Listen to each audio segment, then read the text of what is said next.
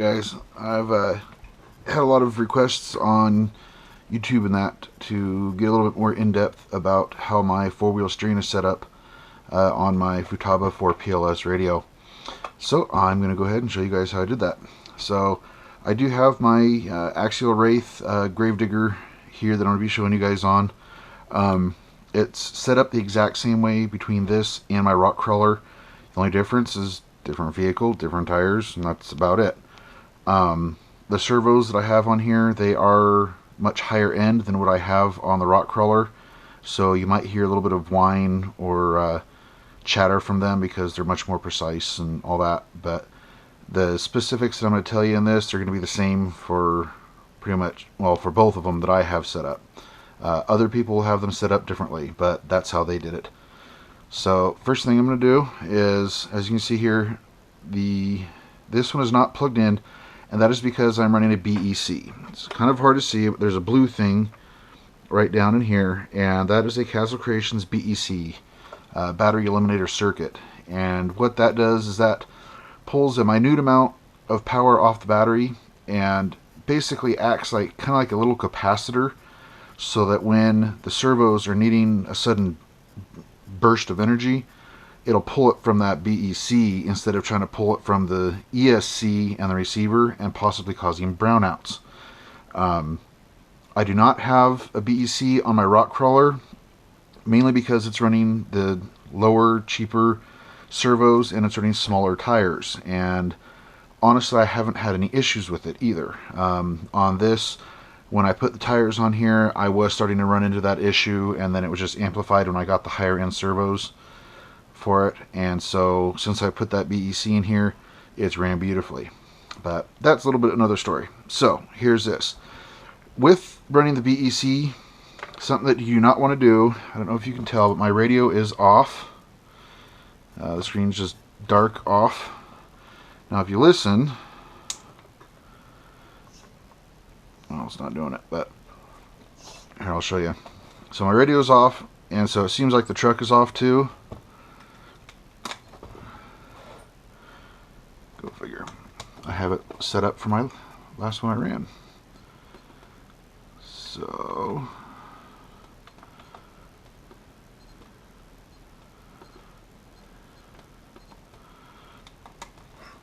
okay. And see, now it jumped, now it's going. And these servos are so powerful, they centered up really quick, really good with these tires. They're Savox 12305 or 0SG. So they had like 500 or almost 500 ounce per inch of torque. I needed them for tires this big. Anyways, that's another story. So, getting down into it. So, regular steering on here, and then with how this is set up, if I press the thumb button down here, I can press and hold it, it'll link so that the steering is linked together on it. So if I want to make a sharper U-turn, I want to do cyclone donuts or something like that, I can hit that just real quick and I'm able to do that. Now keep in mind, I have not turned this on. Okay? No trigger, no nothing. And that's in part because of the BEC. So I'm going to be showing you all this without it being turned on, but the same is going to apply as when it's turned on. And then this switch up here does manual. So if I want to be able to crab walk, I can set it up and I can do it that way. So, in here, in my settings, there's actually a setting, hopefully you can see it here, called 4WS. It's specifically for four-wheel steering. And you can change what type, whether it's inactive. It'll do 3 different types of steering, so where they both turn opposite of each other. Normal steering, and then they'll turn so you can crab walk, or you can do it so that you can control the rear independently also. So but I have it set so that it'll do all 4 of them in here. The steering rate is 100%, and that's just to make sure that I'm going to get the maximum amount of steering throw that it will do out of it.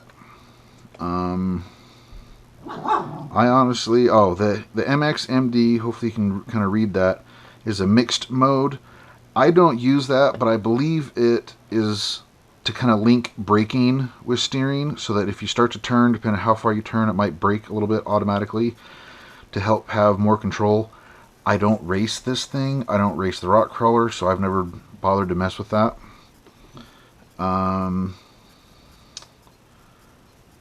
Let's see.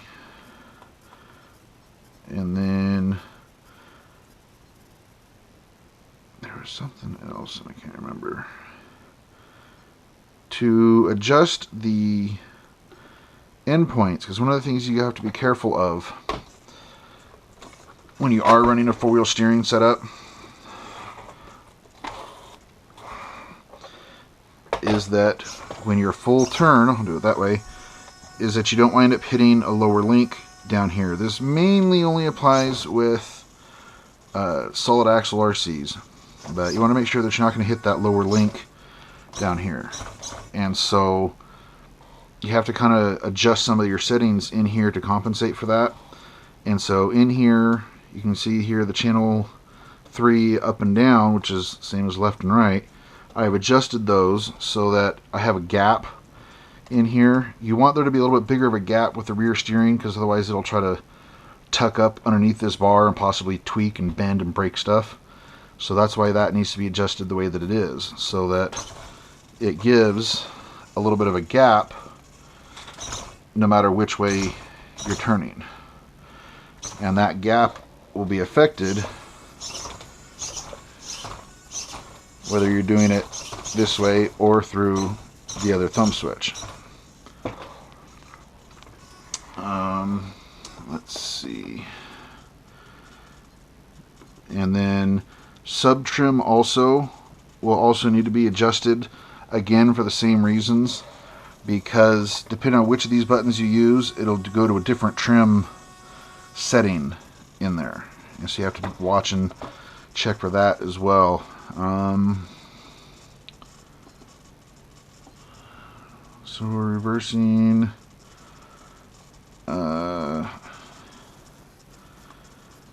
And I mean, really the biggest thing is just to kind of play with it a little bit. And because I mean, you can always reset your radio so that it goes back to factory settings. Then you just basically start from scratch and go from there.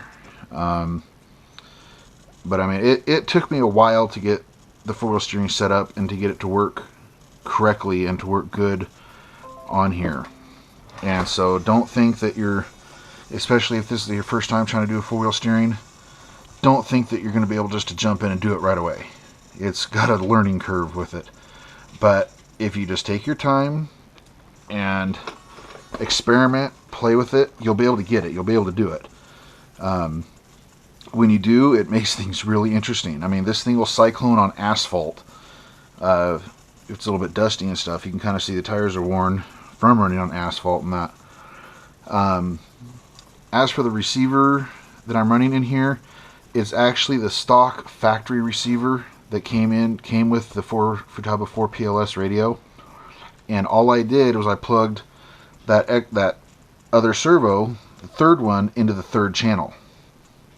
And so any adjustments that I do on the radio in regards to that servo is third channel. And so it's easy to keep that in mind, keep that remembered, and to do that. And then what I did, I actually use all 4 ports on my receiver that I use in here. The 4th port is, see if I can do this without messing it up. The 4th port is for the Gravedigger headlights on it.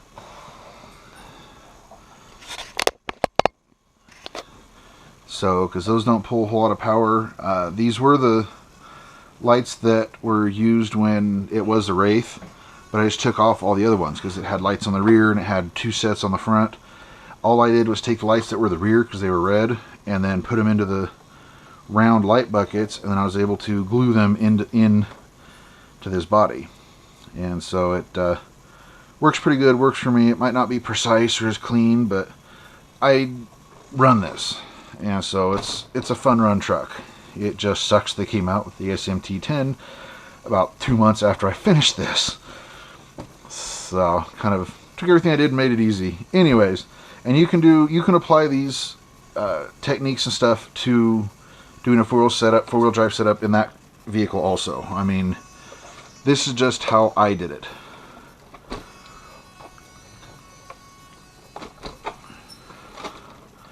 Okay, now the truck is actually on. And one of the things that I did with this was I set it up so that it's more of a rock crawling type mode without the drag brake. And that's so that I can give it throttle, and then I don't really have to stop. I can go right into doing brake and reverse, so that if I'm doing stunts and stuff, I can possibly save myself more. I haven't played with it a whole lot, but I'm hoping that would work pretty good. But anyways, hopefully this was a good in-depth look, and hopefully answered some of your questions about how to do the four-wheel steering, or at least how I do it, and keeps me entertained, keeps it fun, and I don't know, sometimes that whining is annoying. But hopefully you guys enjoyed this, and hopefully it gave you some ideas and help you guys to figure out how to do it and all that. One last thing, one of the things you have to be careful of is your battery falling out, is when you do the rear four-wheel steering, or the rear steering on it, you have to watch out for how your links